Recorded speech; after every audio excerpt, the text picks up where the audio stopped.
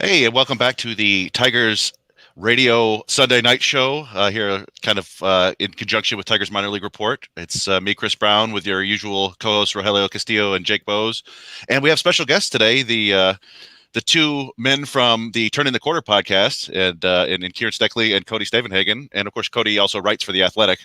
And thanks, guys, for joining us. This is fun. Yeah, thanks for having us on. Yeah, y'all do great work. It's great to be here. I appreciate it. So as it turns out, the whole bunch of minor league news broke about an hour, 2 hours ago before we started. And luckily, Cody, you went out. We were just going to talk to you about going out to Erie, but I guess kind of lucky. I don't know if you feel lucky or bad that you went to see them out there, and now they're much, much closer.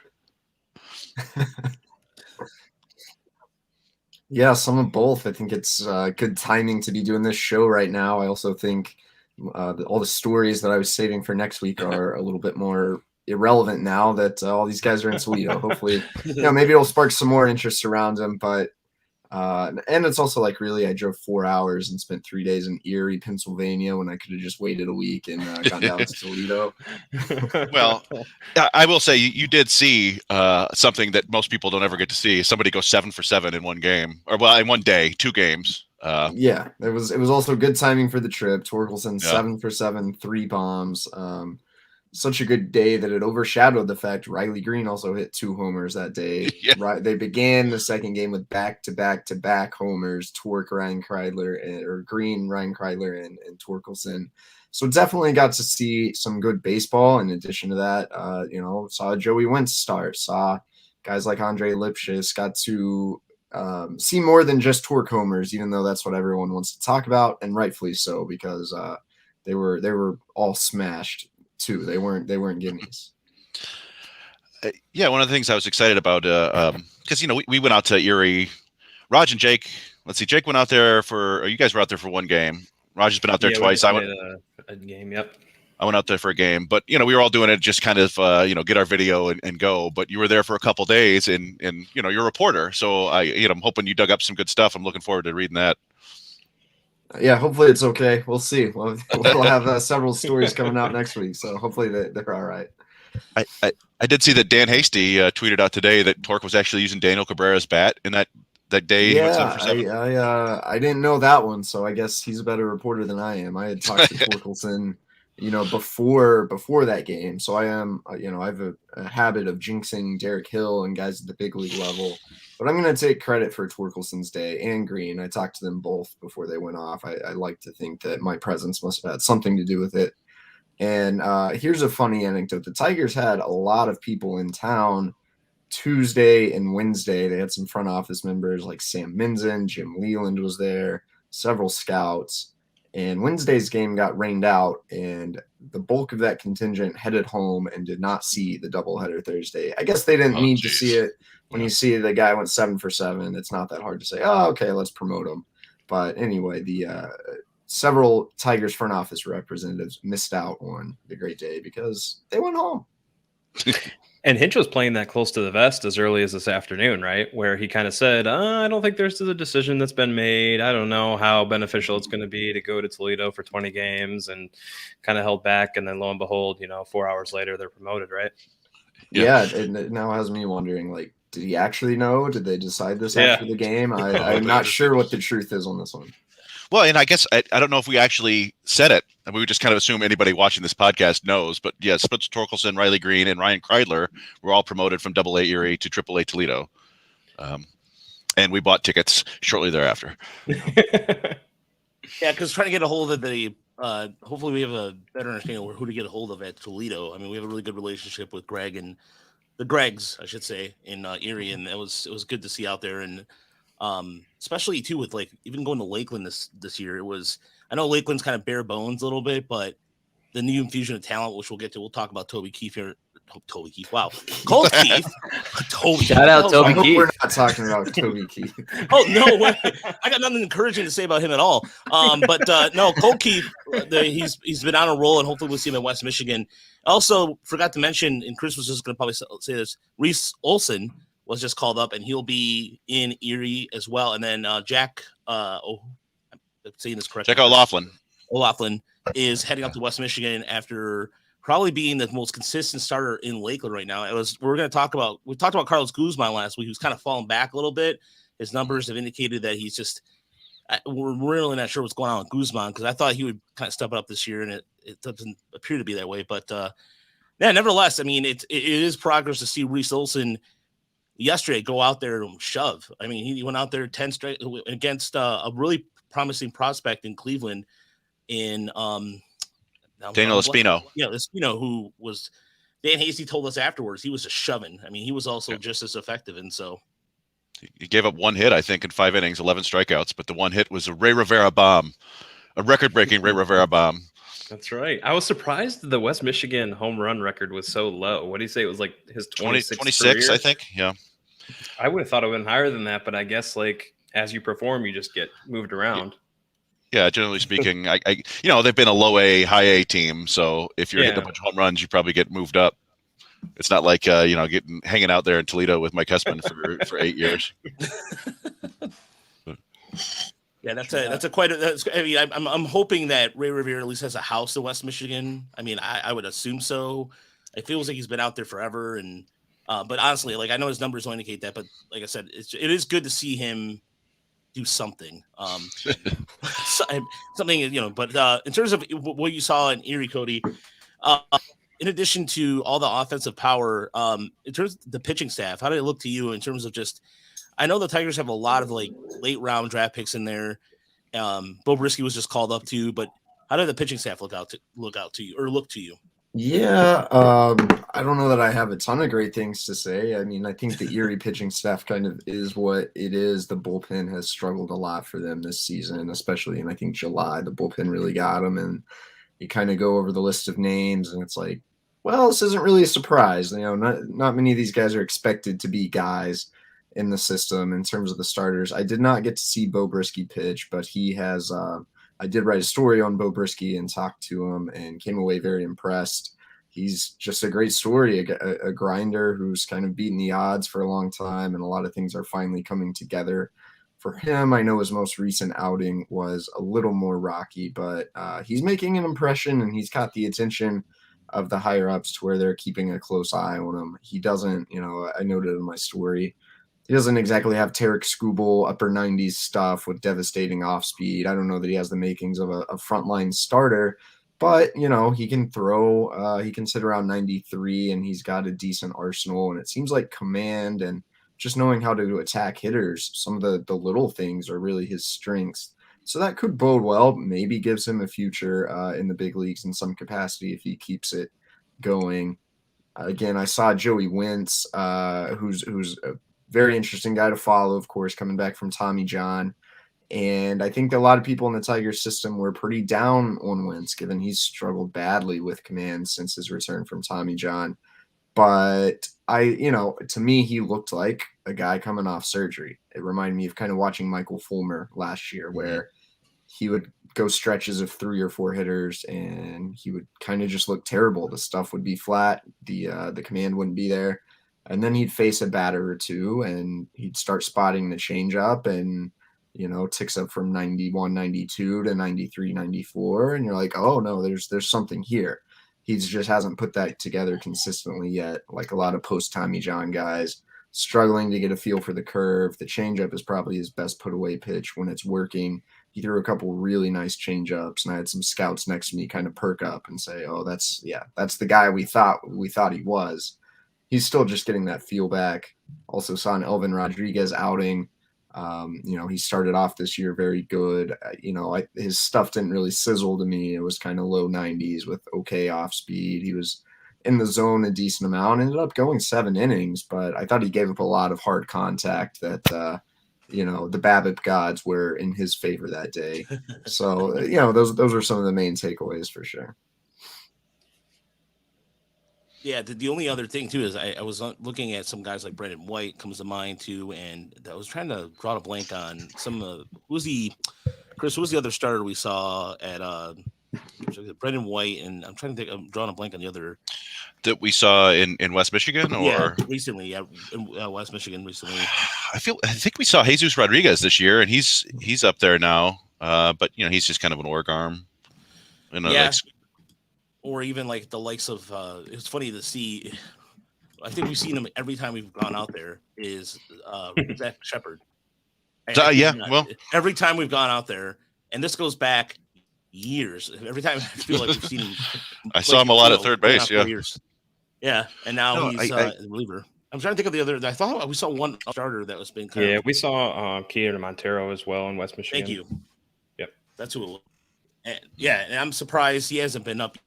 Yeah, I'm surprised. Well, I'm surprised he's been up a little bit. Or just because West Michigan's desperate for starters. I think the whole system's desperate for starters right now. I mean, yeah, there was a while there. Cody kind of alluded to it, where like Erie almost had maybe 2 starters, and the other 3 days were kind of bullpen days. So it could have been a performance issue, and I don't want to like rule that out at all. But I think a lot of it was just them getting exposed and having to throw multiple innings when there are probably some 1-inning arms that are on that team. Yeah, I think that's really true. I think we've seen that trickle everywhere. Why did Drew Hutchison start today? Well, they didn't really have anyone else. Why is Matt Manning in the big leagues? Well, they don't have anyone better, you know. Mm-hmm. The Willie Peralta Renaissance, another example of that.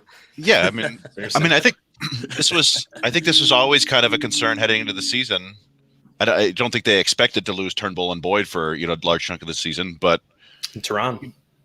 Yeah, Tehran. Yeah, in Urania. Yeah, like, but it was always. I'll do it. It was always a concern that when you're jumping up from 60 games to 160 and no minor league season, that just you're going to have guys dropping like flies, and it's finally come to pass. It seems like I don't think in a perfect world they would have had Drew Hutchison start a game in August, but.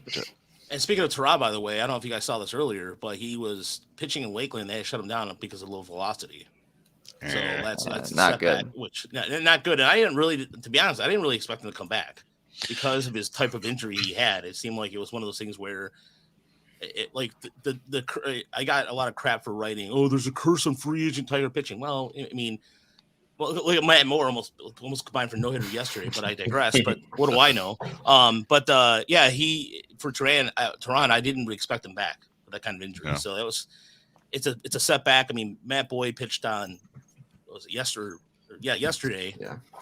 Yesterday. 2 innings, and he got out ahead of the Columbus hitters. Looked pretty solid, but didn't really throw a lot of fastballs, a lot of off-speed stuff, and looked like he was kind of experimenting a little bit. And just went 2 innings. And the Mud Hens right now this is where it's a perfect situation for these guys too, because they're in a pennant race, first place as the Indianapolis Indians come into town, and they lost today 8-7, but Toledo is just mashing the ball. I mean, in terms of just somebody tweeted out earlier the amount of home runs that lineup is going to produce, and it seems like every other batter's got double-digit home runs on that roster. And so, when people, I think that Hinch quote got out today about I don't know if they're going to go up to AAA or not. I kept thinking about the scenarios because I don't know if there's actually playoffs in the AAA this year. I think.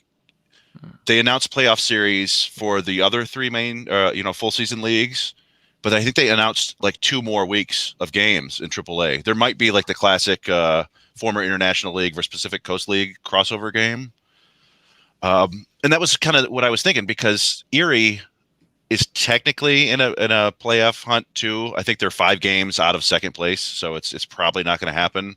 But I did wonder if they wanted those guys to be a part of that, playing games that matter. Although I guess they're technically still playing games that matter now in Toledo, and they might be playing 2 weeks more of them. So I don't know if any of that had anything to do with it, but it was stuff I was kicking around my head this morning before they actually moved them up. Yeah, I think more than anything. Sorry. I was just going to add on go ahead. to go ahead. that. No, go we'll ahead. Hit the question.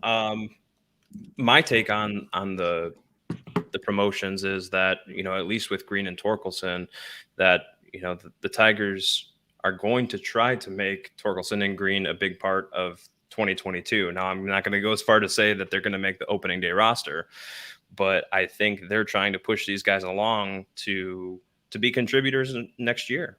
And I get wary, we got a question about Riley Green and kind of what was the concern with him, or is there a concern with him? And, we have to be careful about guys that are raking in AA. We saw, Vlad Jr., Jared Kelenic, these guys that rake come up to the big leagues a little early and then, ultimately struggle or get sent back down. But yeah, I think more than anything, it shows that next year, like, they want these guys to be contributors. Yeah, I would think so too, because based off what you see right now, too, even the defense this week, we saw Willie Castro play the outfield to shaky results, and the depth of the outfield got exposed this weekend. Jacob Robson's still relatively new, and it's a good story. And I'm not trying to poo-poo on that because, Lord forbid, I'll get yelled at for that. But no, but like, it's just in terms of the Tigers' outfield depth has been showing quite a bit.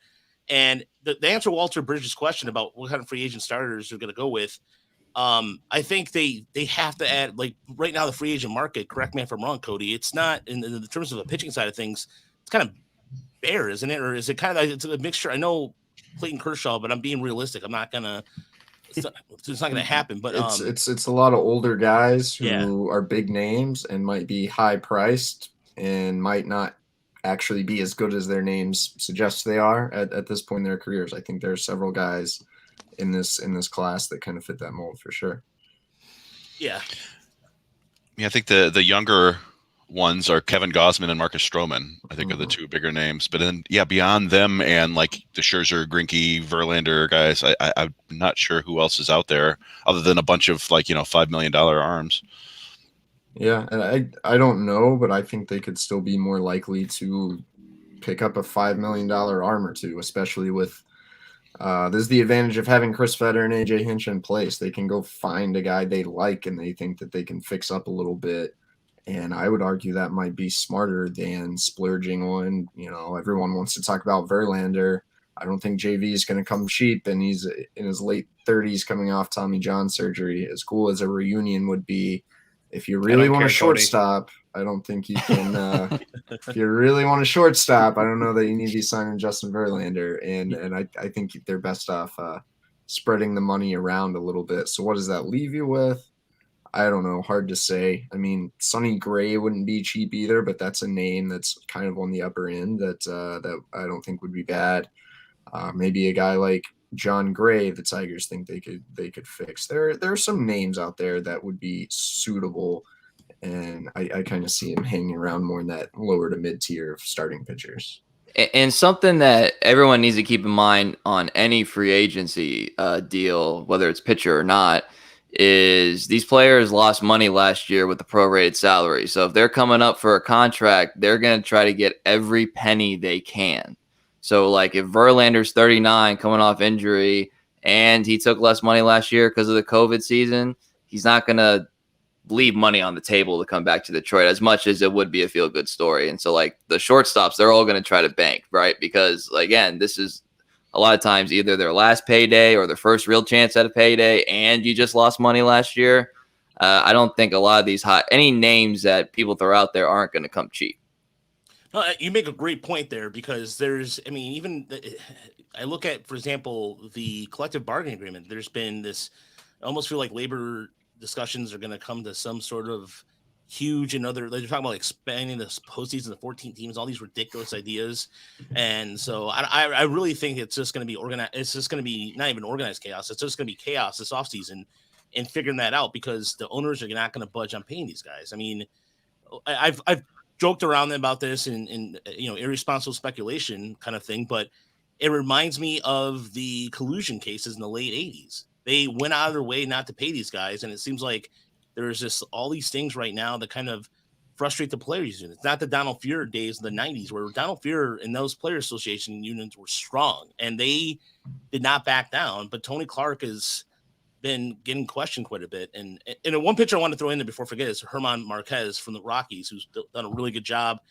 But I don't know whether or not Colorado's going to part with him or not. But like somebody like Gray, for example, but Marquez is putting up some really good numbers even outside. He's got a 3.5 WAR this season. Fangraphs WAR with a K percentage of 25%. That will play, and he's a guy who is a workhorse, and he's 150, like 180. What's up? I'm just, who knows if there's anybody actually in the front office of Colorado right now. They forgot to trade Trevor Story. They forgot. Yeah. I I was just looking. I didn't realize Eduardo Rodriguez is a free agent. That might be kind of interesting. I am a big Eduardo Rodriguez fan. So I don't know how much you'd have to pay him. Yeah. It'd be probably 15 to 20, I would assume. Yeah. But anyway. Yeah. Sorry, I didn't mean to cut you off. No, Raj. that's okay. And that's like that's a name I didn't even think about either. That's a good lefty right there. And he's not going to be 30. He's not going to be 29 until next April, I believe. So I mean, that's an arm under 30. I'm always I'm cool arms under 30. When he reached over 30 history, that's where I'm just like, kind of like skeptical about that because it never seems to work out. I always think of like the Mike Hampton deal when he was with Colorado. I mean, again, we're bashing on the Rockies, but rightfully so because they're a terrible organization. So I'm gonna say it. I don't care. But the way they've been handling things, but and either way, but yeah, I think they have to be creative this offseason because you're looking at Toledo's roster right now. Somebody asked me about Mark Leiter Jr. and I just kind of go, well, his FIP is his FIP is almost 5. So no, that's not going to work. People get and Cody, I'm sure you've seen this too. People get obsessed with box score numbers in the minor leagues. But here's, and this is something that, is there a distinguishable difference between AA and AAA in terms of talent? Because a lot of times we say call them up. AAA is going to be a better challenge, and to me, it doesn't seem there's much of a difference. Yeah, I think it totally depends. I think it can depend even on the time of the year a little bit too. I think especially early in the year, some of your more talented arms are going to be the guys in AA. Some young pitchers still getting a feel, but they are going to have the best stuff. I will say when I was in Erie, granted they were facing Altoona, but Green and Torque were not facing very good pitching, on the day that Torque went 7 for 7. I thought it was a lot of 92 and some hanging breakers. And I do think people in the game say AAA is just more refined. It's a AA, but more refined. Sometimes not quite the high-end stuff of AA, but you talk better pitch sequencing, probably more off speed, better lefties. I do think those things are real. Some guys with major league service time who are a little more experienced and a little more crafty. That doesn't always mean it's better, but I think definitely for what Riley Green needs right now, I think it makes a lot of sense. I just think you want to have him facing some guys who have pitched in the big leagues, who really know how to attack hitters, a little bit of a different style. Almost a pitcher tends to kind of live in AAA, and I think that can be beneficial. So overall, I do think there's a jump. I don't necessarily think the talent level is better, but I think just the how refined the game is better. And then, as most people will tell you, the jump to the big leagues is a whole different animal from there. Yeah, especially because I look at something like the PSL, and I'm sure you guys being out in Oklahoma, seeing that kind of the PSL. Well, it used to be PSL. I'm not even sure what the hell the name of it is now. But in terms of the offensive numbers in AAA out west, it just seems like it's a whole different ball game altogether, and it seems to still be the case. The one aspect of it that I was interested in too, the one thing I thought maybe they might want to keep them away from AAA is the AAA locker rooms can be some of the most depressing places on earth. Yes, that's very real. Very good point. You got 24 guys in there. 20 of them have think they should be in the majors, or think they should be back in the majors, or think they're better than the guys in the majors, and it's like, no, I don't want. Jacoby Jones is hunky dory right now. No, I was just about to bring him up because not to be mean or rude about it, but that's a guy who he got a bunch of chances in the majors and it didn't seem to work out, and now he's just in Toledo, off the 40 man, and I don't like off the radar. We talk about Jacoby Jones anymore? No, no. You can still buy his jersey in the pro shop at Comerica Park, though. How much? Yeah, I don't think it's on sale. Probably, full price. Should be. just in case. No, just an example, Chris. When we went down there and Doug Minkiewicz was the manager, I swear to God, I expected like what it was at West Michigan when Lance Parrish was like, "Hey, I'll talk to you guys for a half hour. We're gonna, open a beer and kind of thing." Because we could have talked to Lance for another. We didn't bring up the '84 Tigers for a reason because I'm sure he was sick and tired of talking about it. And it was a smart move because he talked about everything. He talked about when he went left-handed and it was becoming a switch hitter, all this cool stuff. McCabe was just like, I don't want anything to do with you guys. Get the hell out of my office. There's no music. There's nothing. And literally Dad's camera was, and I remember shooting the video. It was so dark in there. I mean, at West Michigan, everything's all lit up and everything. going in there, it was depressing. And just even Dan was like, yeah, I didn't really want to talk to you guys because I was kind of, trying to center myself a little bit. But, it wasn't him, but you could tell that McCabe was just like laying down the hammer. Yeah, Anyway, that was depressing. That was a bad team too, yeah. But this team is playing well, and I guess you'd hope that these young guys kind of bring some enthusiasm into the locker room. But it's I don't know. It's always an interesting dynamic there in AAA. In a way, I think that could be good for him too. Erie's very fun right now. It's like a party. It's like playing on a college team. Like it has a college baseball feel to it, and that's not really life in the big leagues. Maybe you need to be around some jaded old veterans, and then see if you still like coming to the park as much every day. I mean, those things are real. Oh man, but and then now here's a question for Erie fans. I mean, the Seawolves have been spoiled all season long. They've been kind of the jewel gem. Who do they bring up to replace these bats? And that's where it's like, go ahead, Chris. Well, no, I mean that was the other thing. Like the minor league nerd in me is like, who? Like I feel like there's guys going down. Like I wouldn't shock me. I'm just curious about the corresponding moves. Like I feel like Cole Peterson is probably heading back to Erie. But kind of curious. I don't know if they brought Hutchinson up and Farmer was the corresponding move, DFA'd. So I don't know if that clears a spot on the roster overall. But there are going to be at least two guys moving. And then, at Erie, I don't know. Are they going to get Ray Rivera? It would have to be him or Jimmy Kerr, right? It's probably time to start the game with Ray Rivera, I would think, where it's like, okay, you're just going to bounce around and play where we need you. I guess they do have Drew Ward there, but it'll be interesting to see the corresponding moves. That's all. It's a shame Daniel Cabrera has kind of fallen off here because he would be a natural fit, but he's hitting 233 with a 295 OBP in West Michigan, so probably not getting the call. And we saw him last week and then the week beforehand, and it was one of those things where he just they intentionally walked him. He had a pretty good game that day, but the 2 weeks beforehand he just swing out of his shoe tops kind of thing, looking like he was overswinging a little bit. And defensively, I thought he looked fine out there, but it was just one of those things where I think a good speed, anything with spin on it, they were able to beat him. Everything was like he was chasing everything low and away, and they were even kind of jamming him inside a little bit. And so that was kind of like a sign. It was the same thing with almost like Parker Meadows and Gage Workman. And it's not good. And let's talk about West Michigan for a second. And going out there, we've been out there 6 times this year, Chris? Is that all right? I've been out there at least 3. We had the first time when you guys were out there for like the whole series or 4 or 5 games. And then did we sneak one in between that and your emergency surgery visit? Did we? I feel like we did. Maybe. And then we're back again 2 weeks after that. So it's been fun. Well, we also saw them up in Midland. Yeah, that's right. Okay, so that's okay. So we didn't see them in Midland. So the car, my Impreza has put on this summer like 18. I'm doing the math right now. Almost 1,900 miles between Erie and. By the way, Cody, I'm glad you stayed out there because that 4-hour drive is boring. Oh man, how many times were you yelling, going, "Really? Why am I going 70 now? I have to go 55 5 seconds later. What the hell is that? Come on!" It's not a fun drive. Some unnecessary construction. I told Dan Dickerson this though.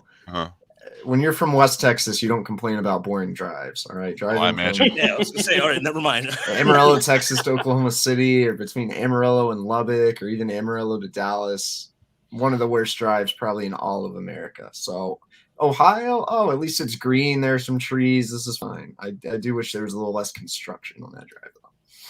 I just thought about that. You're right, because I'm sure you don't see anything for miles down there, right? It's literally nothing. I feel like it's every movie I've ever seen. Make sure your gas tank is full any West Texas drive because you never know when you're going to get another gas station. Oh, boy. All right. Where's Odessa? Is Odessa out there in the middle of nowhere? Yeah, Odessa's even further west than where I am. That's the real, barren oil land right there. I've almost ran out of gas in rural Kansas before. There are definitely less gas stations in Kansas. I was just like, I have a quarter of a tank. I'm sure I'll come to a gas station, right? I was driving from like Manhattan to somewhere. I don't even know. By the way, Colorado's very rural too until you get to like Denver. Like it's basically just Kansas for like half the state. People don't talk about that, but it's a very rural state, the majority of it. Yeah, I went to Fort Collins a couple years ago, and it's weird because that's like right where the mountains start. And so you look to the east, and it's just this flat prairie and 1,000-mile-an-hour wind, and to the left, it's mountain lions.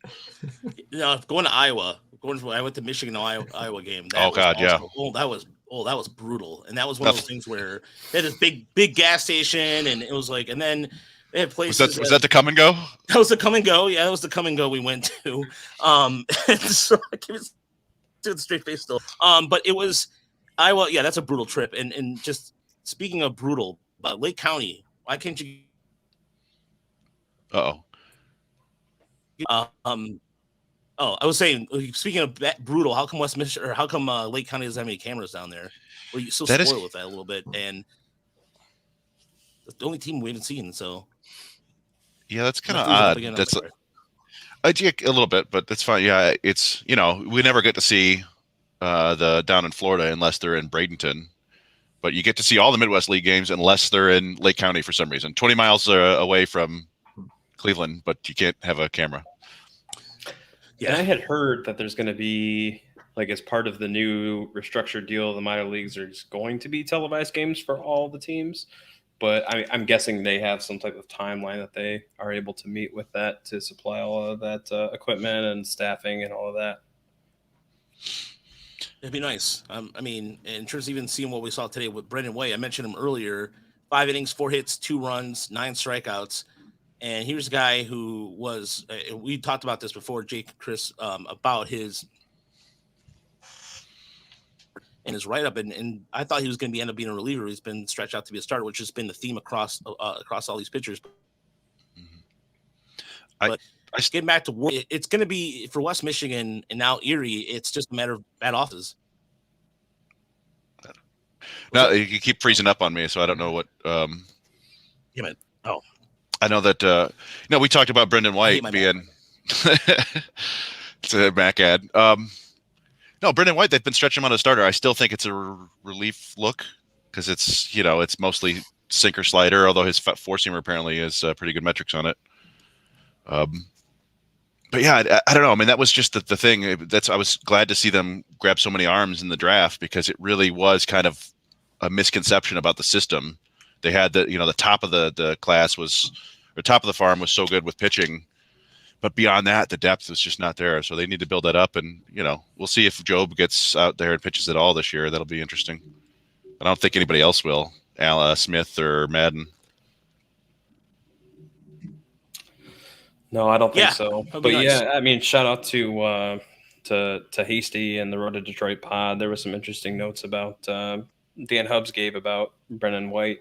He liked his, he thought his four-seamer and his sinker kind of played off of each other really well. And even though he's, two-pitch pitcher in terms of fastball slider, he thinks he can kind of work the sinker and the four-seam in together to where it's enough of a wrinkle to start. And he's done well so far, so credit to him. Nice. Yeah, I mean, and Hubbs has been everywhere too. We saw him in Toledo. We saw him, and he's been doing I remember him and Jim Leland talk about the pitching design of Matt Manning and the slider, and then going back and forth. He's like, "So throw the slider," and they were going back and forth about that. And go ahead, Chris, do the. I just throw the slider there. It's spot on. That's good. That's good. Yeah. Good. There's a video of me doing a Leland impersonation floating around YouTube from literally like 12 years ago. I'm talking about Scott Sizemore. Scott. That's a name I haven't thought of in a long time. Well, look good. Look tan coming off the bus. Another name too in West Michigan that, and I'm sure you guys have, we've talked about this name a lot, is Ryan Packard's back on the injured list, and he's a name that's kind of a lot of people are getting really excited about Brian Packard at the beginning of the year, but he seems like he's kind of fallen off a little bit. And I think he maybe was trying to play through injury and then just kind of regressed. I don't know, but that's a name that I hope that in terms of just like for first base, again, he hasn't even played first base that much.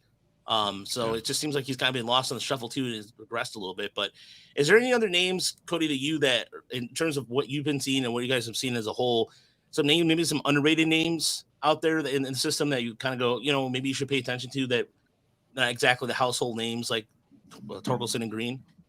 Yeah, I think we've covered most of the guys that I like, and honestly, in the lower levels of the system, you guys are probably more plugged in than I am. I'm trying to worry about this major league team most of the time which is So I would say two things here. I would say, guys you've heard of who aren't the big ticket names like Bo Brisky, Ryan Kreidler. I went to Erie almost looking to like knock Ryan Kreidler. I was like, everyone's talking this kid up. Like he can't be that good. And I was just watching him take ground balls and I was like, oh, like his footwork was amazing. And then I had heard from some people in the organization, they were very concerned about his swing and miss. I just saw him play 3 games. The pitching wasn't great, but I didn't see much swing and miss. His swing and miss numbers don't appear to be horrible. And obviously he's got some pop in the bat. I really liked his bat path. There was something innate about the way he was just kind of dropping the barrel to the ball. So I came away very impressed with Kreidler. Obviously the Tigers are too. That's why he's getting a call. I don't know that he's your shortstop of the future, but scouts one scout dropped a Jordy Mercer comparison, and Tigers fans might not like Jordy Mercer from 2019, but early in his career with the Pirates, Jordy Mercer was a very good shortstop. I think that's probably like a ceiling for Kreidler. I'm not even saying he's going to achieve that level, but I think there's a major league player in there.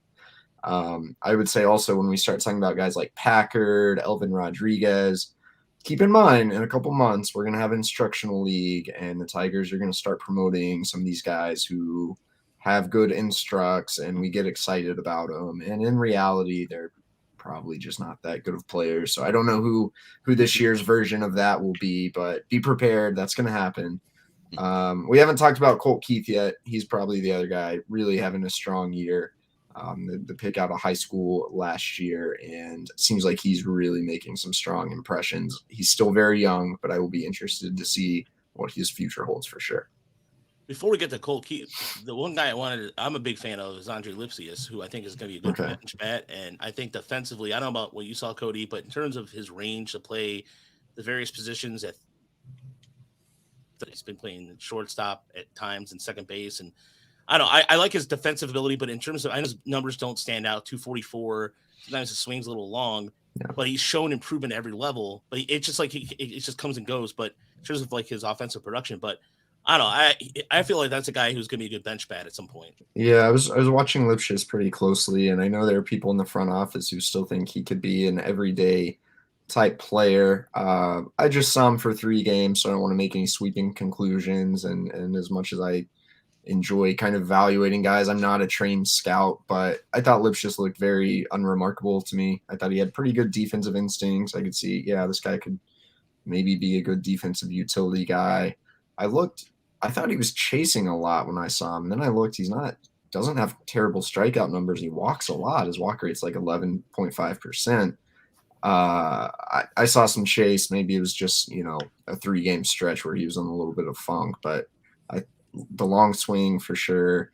My overall takeaway was not terrible, but didn't do anything that really stood out to me either. But it's 3 games, so who knows? Yeah, I did. I think he had a 4 strikeout game this week. I think he's definitely fighting it a bit. And he is the guy. He's the sort of guy, like, I didn't even think much of him when we first went out there to watch him. But it is one of those things where the more you watch him, it's like you start to just appreciate the consistency of him. Yeah, that's a real thing. It's interesting. And I would say that that's the first. Maybe I've heard the Jordy Mercer comp before, but if Ryan Kreidler as a 4th-round pick becomes Jordy Mercer, Tigers fans should be ecstatic. Like you get any major leaguer or major league regular average player for a couple of years out of the 4th round is awesome. Absolutely. Yeah. I told the story last week about, we were texting. I was at the alt site, in the springtime before the minor league season started, and he's like, "Oh, that Ryan Kreidler guy can hit." I think we were in a group text with Chip and you and everybody, and he hit a home run like 2 seconds later. It's like, yeah, I guess he can. So he kind of caught my eye, from the spring, and I kind of watched him through there. And is it O'Neal Cruz, I think, from the Pirates? Yeah. They were playing the Pirates, so it was kind of interesting to see, these big-bodied kind of shortstops roll around the infield. And I don't think Kreidler has this like crazy range or anything, but he's sure-handed. He makes the plays you expect him to, and he's they've been putting him there every day, even in favor of guys like Lipschitz who could probably handle the position. So that kind of tells you what the organization thinks about him defensively. And 296, 377, 481 in August. That's pretty good offensive numbers. And speaking of defense, by the way, Cole Keefe, you were talking about this earlier, or Chris, you were texting me his errors. I mean, how many errors does he have between second and third? I believe he has 8 right now. But that's 18, 19-year-old kid, 19, I think. But I don't really worry too much about errors in the minors. I think Derek Jeter make like 65 errors when his first year. Well, he's a terrible fielder. Yeah. But he learned. Overrated, right? Miguel Cabrera once made like 27 errors, something crazy in the minors as a shortstop. Obviously, So, it's okay. But then it's the WRC Plus that you brought up, Chris, last week. I mean, those numbers stand out, and why does it stand out? Because of what you were saying, some of the players did reach the majors. Is that correct? Yeah, I mean, the one I did with that was teenagers who had like a 125 WRC plus in Tigers minor league history, and it was Castellanos, it was Willie Adames, it was Domingo Leyba, and who else? Somebody else that I'm forgetting now. Avi Garcia, I think. They all eventually made the majors. We try to tell people not to focus too much on stats, but there are a couple things in the minors that can tell you things, and one of them is performance at a young age. And that's why I tweeted out the Riley Green is 20. And, the 20-year-olds who are doing what he did or who did what he's doing are there's MVPs in there. There's all-stars. There's a couple of busts, but a lot of really good players in there. And then also, he's now 20, going to be playing in AAA, which doesn't happen very often in the Tiger system. Yeah, it's only Milt Kyler. Some of these names, people are just like Omar Infante come to mind. I hate to say this, but and again, trying to not sound negative, but because we'll get yelled at apparently about it, is just the fact that it's only like 5 names. And I mean, Milt Kyler was injury ridden. Travis Fryman was in Toledo just at the age of 21, which still stands out to me a little bit. But but Cole Keefe, for high school talent, this is rare in terms of even, and Cody, you even know this too, like just outside of Riley Green, the Tigers haven't really produced anything in the high school level talent. It's going back almost 35, 40 years here. Wow. Castellanos, but Castellanos be the big one. But position players in general, Castellanos is one of the few in the last decade. And then high schoolers, you're right. Not many to speak of. Yeah, Trammell and Whitaker, Petrie, and then it was and then technically Howard Johnson, if you want to get technical about, or I think he went to college. I can't remember right now off the top of my head, but there was it just Hojo just dropped. Oh, yeah, good old Hojo, and steroids, allegedly. So anyway, but moving on. But I mean, in terms of Cole Keefe's impressions, anything else before we get to? I want to talk some barbecue. So actually, because we're about 43 minutes in, and I was just wondering, with your schedule the way it's been, gentlemen, have you guys had a chance to hit the grill at all, or you guys done any type of now you're not doing baseball stuff? What have you guys been doing, trying to kind of relax the summer? I know it's been raining every single effing day out here in where I live in Dearborn Heights, and so I'm over it, but have you guys been in the grill at all or anything? Cody, you want to go first? For me, it feels like I haven't been on the grill in too long. There was the rain that I feel like it just rained all of July. I barely grilled. I made a steak a time or two. I didn't do anything creative. And then, I was just in Cleveland and Erie for 6 days, which for some reason feels like it was 3 months. I think maybe the drive we were talking about and just Erie. So it's been a while. I'm hoping tomorrow's off day. I haven't looked at the forecast. I hope it doesn't rain tomorrow. I'd like to get on the grill, probably just do like a steak, and went back to grilling some corn. I had kind of neglected corn for a little while. I don't know why, but back on the corn train. So nothing crazy. I need to buy a brisket again soon and do that. But really, it's been a little too busy. I haven't had much time to experiment in the last month or so. For me, so we haven't had that much rain, but it's been about 99 with the heat index. I'm in Dallas for anyone who doesn't know. With a heat index that's 105, 106, whatever. I don't really pay attention. It's hot. It's really all I need to know. And I used to have a covering in my backyard, but we had so much wind one day that it actually broke. It was a metal like structure and it just bent it. So now I don't have a covering because I haven't bought one because it was a really nice one and I didn't want to replace it.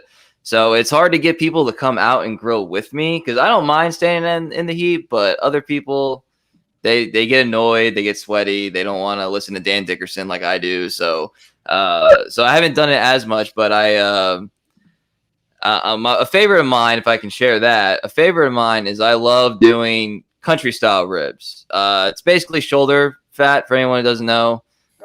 They just slice them into strips basically, and I do that all the time because you can do a variety of things with them. You can't necessarily overcook them. So I do it for parties. I did it for 4th of July. I got a fantasy football draft coming up. I'm probably going to do that.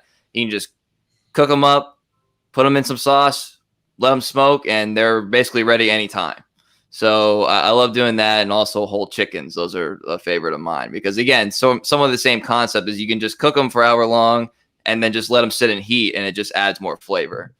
So that's my barbecue tidbit if anyone cares to know.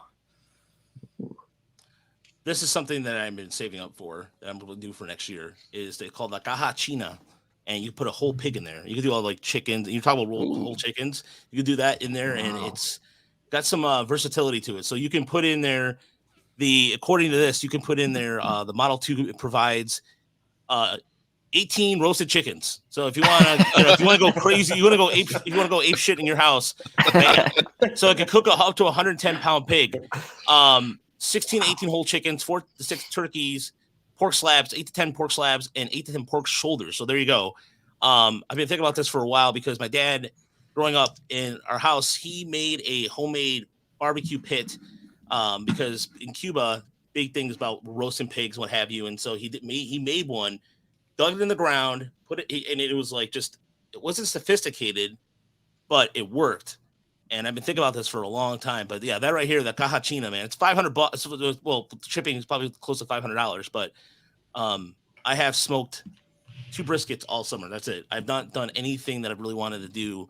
Of course, getting your gallbladder removed sucks as well, but still, nevertheless, I wanted to cook. So I just wanted to get some from the pit masters because I have 2 Oklahoma Joe. I have an Oklahoma Joe smoker and a grill, and I got the smoker and I've used it maybe once, and I've used the grill more to smoke because I'm still comfortable putting a pan of water in there with wood chips. And I'm a very klutzy person by nature. If it wasn't for my wife, I think I would have burned down the house a couple times. But honestly, the way we constructed it, I'm looking forward to maybe getting another brisket out there. I'm just kind of curious what you guys been up to with that because there's so much. The Tigers have unexpectedly are good, and it's a good thing. It's not a bad thing. As I look at your Lions, scarf, that's the thing that kind of angers me a little bit is that the Lions are the preseason. People are making this big deal that they got an FM radio over, and the Tigers got an AM, and I know football's king, so I can't argue it, but it's Lions preseason football, guys. Come on, please, just dude. It's David Blau. It's David Blau. my old high school classmate, David Blau, slinging it. Wow. Yep. He was a freshman when I was a senior, and so on the football team, they brought him up for some practices, and he sucked because he was nervous. He's 14 years old practicing with the varsity team, but yeah, David Blau from Carrollton, Texas. Shout out. Did he go to Northwestern? Purdue. Purdue. Okay, yeah. He basically followed the Drew Brees path. Texas kid goes to Purdue, and there you go. So, is it safe to assume that because Cody, didn't you went to high school with a couple of baseball players too? Jake Rogers went to my rival high school. There's a guy There's a guy named Addison Russ who's in I guess he was in AAA now, back in AA in the Yankee system, who I played at the same high school as. Heston Kerstad, the number 2 overall pick. I played with both of his brothers, and he went to the same high school as I did, obviously just several years removed. So some pretty good baseball players. Played against several other guys who played D1 or bounced around the minors. I'm trying to think in terms of other athletes. That's about it. But some guys who've had some decent success for sure. the high school wish what I would have gone to in my neighborhood, Dearborn Heights Robichaud had Tyrone Wheatley, and that's when he literally they just gave him the ball and he just ran. I mean, literally, the offense was like it was just a simple slant to the right, slant to the left, up the middle. That was it, and then won the state championship, and the only state championship they ever won. And my claim to fame is I struck out. Went 0 for 3 against Ryan Anderson, who ended up being drafted by the Seattle Mariners. Who's going to be the next big little unit because Catholic League is 3 balls, 2 strikes. And he took advantage of it. It was just like this, I had no chance. I just did one of those like chop swings and that was done. But no, I was just curious because he was like everybody I've ever talked to who plays high school sports in Texas has some sort of connection and some sort of athlete. Yeah. It's insane, man. Well, I was high school teammates with Ryan Russell, who a couple of years ago came out as bisexual, his first bisexual football player. And I played high school ball with a guy named Hayden Howard, who was a left-handed pitcher. He's drafted by the Nationals a couple of years ago in like the 12th round. I don't think he's been able to work his way up the system, but he played at Texas Tech and like Seward County Community College, and this is a pretty good school in the Kansas area in Kansas. So, I played against Jay Ajayi in high school football. You spend enough, if you live in this area, you got a couple of war stories typically. Cool accent, Jay Ajayi. He was a lot skinnier then. He was not a power back. He was a speed back in high school. No Texas school offered him. And it's the best player I've ever seen in person. Like on the field, like sharing the field. Sure, obviously, I've been to NFL games. There are people better than Jay Ajayi. But. I have another one that's kind of. I think I might have faced Michael Fulmer before, and I've like forgotten about it because I think just because of the way Fulmer looks and carries himself, I think of him as like 34, but he's 28, so he's 1 year older than me. Or I think I think we might have like, I don't know what year he graduated high school. We might have been in the same class. So, we played travel ball teams in Oklahoma quite a bit. And I do remember like my 8th grade year, we had this very good team. We only lost like 5 games all year. One of those losses was to a team from the Oklahoma City area that was really good. And they had this really big kid who pitched and like hit. And I definitely know I did not get a hit off that guy. I don't know for sure if it was Michael Fulmer, but I'm starting to be like, I bet that was Fulmer. And I tried to see if these like old youth baseball websites would have somehow had a record of that game. There is no record, so I will never know for sure. But I'm thinking there's a good chance I faced Fulmer and struck out against Fulmer as well. I didn't play against him because I was only a freshman on the JV baseball team, but I saw Josh Bell play in high school. He played against my high school, and he was a start. I actually found the lineup card when I was going through stuff at a recent move. He was the starting center fielder in high school. Wow. Same high school that Jordan Lawler just graduated from, Jesuit in Dallas. And a lot of those kids end up playing for the Dallas Tigers when they're younger. I think that's like this seems to be the big travel team down there. Or that's a big one. Patriots, another big one. And that's not a very original name, but there's the Texas Travelers. That usually has some pretty good players. Baseball. The high school baseball coach that I had said basically, if you're not playing summer ball, if you're not playing fall ball, you're not really trying to play for me. That's basically what he said. So it's year round. Yeah, I would imagine. I don't have, I live out here. I grew up in Ypsilanti, Michigan, but we moved out to Brighton. And there was a strange like 4-year period where Brighton sent 4 different players to like D1. Well, the Clint Copenhaver went to Michigan as a linebacker. He was pretty good. And then Drew Henson, famous Dallas Cowboys legend, Drew Henson, I graduated with him. And then the next year, Dave Pearson he became a center for Michigan. And then also, I believe, was a center for the Lions for a little bit. And then there was a kid named Colin Finnerty who went – I think he was going to go to Toledo, but there were some issues, and ended up going to Grand Valley and won like 3 national championships there. Yeah, that was when Brian Kelly was there. That's right. Yeah. So that's all I got. I did, I also didn't play sports in high school. I was busy doing other things. Yeah, you're crunching numbers, getting the analytics going. I was drinking. That's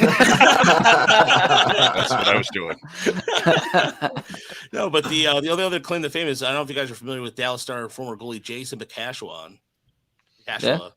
Yeah, he was a lefty in our all city team, and we our league didn't really produce much, but at the time I didn't know he was a goalie, and we decided to play street hockey against him, and that's when we realized we're idiots because we fell into a con game. No. Like he's all getting suited up, and we're like, wait a minute, this guy, does he play travel? I thought he played like Little Caesars League or something. Nope. And they ended up playing in the NHL for a minute, but that's the only other one I have. But I wasn't sure. Every time I make the Jason Bacashua reference, no one gets it, but I'm glad you guys do. So, so Cody, what do you have coming up? What do you want to pimp out? Is there any articles you want to? And of course, The Athletic, and I'm going to sell it myself. Best subscription out there. Some really good material all the time, and you guys do fantastic work. But in terms of your podcast articles, what do you want us to link up on the description? Yeah, we've got a fresh podcast episode coming out Monday, and I think Tuesday I'll have a story on Torkelson and Green. Wednesday, looking at a story on the anniversary of Casey Mize and Tarek Skubel's debut. Talked to both of them today, actually, just looking back on their debuts and everything that's happened since. It almost feels like more than a year ago. A lot's changed in the world, and also for both of those guys in their careers. So I'm hoping those will be some solid pieces. Awesome.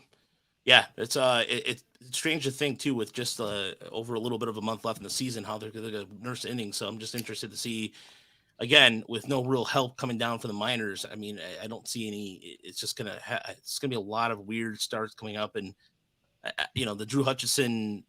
If you would have told me and Willie Peralta and Drew Hutchison would be starting some quote unquote meaningful games in August, I would have told you you're high. I mean, that's just honestly, like, it's been surreal seeing that happen. And again, you wouldn't think they'd be less than 5 games below 500. No. I'll tell you that. No, and right now I have a bet for anybody out there who's been listening to the podcast. If they hit 500, I have to dive into something. So I made the decision. I'm going to dive into a big tub of ice cold water, like the polar plunge, and I will do it in the middle of winter. Just to prove my point, but and in some ways I want them to reach 500. In ways I don't. I'm being selfish. Like, I don't want that to happen. Their schedule is kind of tough coming down the stretch. So yeah, it is. They got Toronto. They're going to try. And Toronto, I mean, for what it's worth, imagine being Toronto. You have a plus differential of 124, and you're 4th place in the AL East. What kind of bullshit is AL East? Brutal. Come on, man. I mean, they were looking for relievers all year. And meanwhile, Seattle's in the thick of things, and they're in the plus minus. Jeez, man, come on. And there's a team in the NL East too with a bad run differential. I think Phillies. Every team. Phillies. Every team. Yeah. The Braves aren't really that great. Phillies are throwing Matt Moore out there like he's supposed to ace. It's like, come on, really? No one's buying that. Come on. But I think Dombrowski. He made some sneaky good moves there at the deadline. Like, suddenly they come out and they sweep the Mets, and they're kind of I don't know. I was like, he didn't do much, but he's good at trades. I'll give him that. All right, well, gentlemen, again, thanks so much for joining us. And again, Cody, all the information from here was good, and nice to meet you finally for once. And you know what? You have a handsome face. So you got like chiseled jaw. You got the goatee going. You got the big tie. You got the Ty Cobb card behind you. I mean, you got some. Yeah, there you go. Hey, you got to work with what you got. Yeah. You got to tell the story. How did you get that Ty Cobb card, by the way?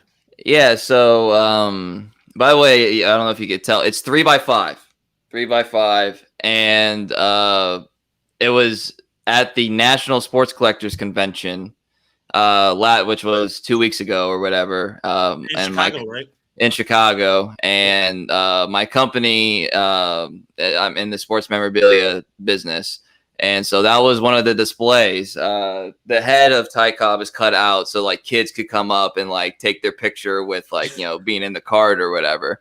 And it was just in our office when they came back from the convention, and I was like, "What are you gonna do with that?" They're like, "I don't know, probably just I don't know." I was like, "Can I take it home?"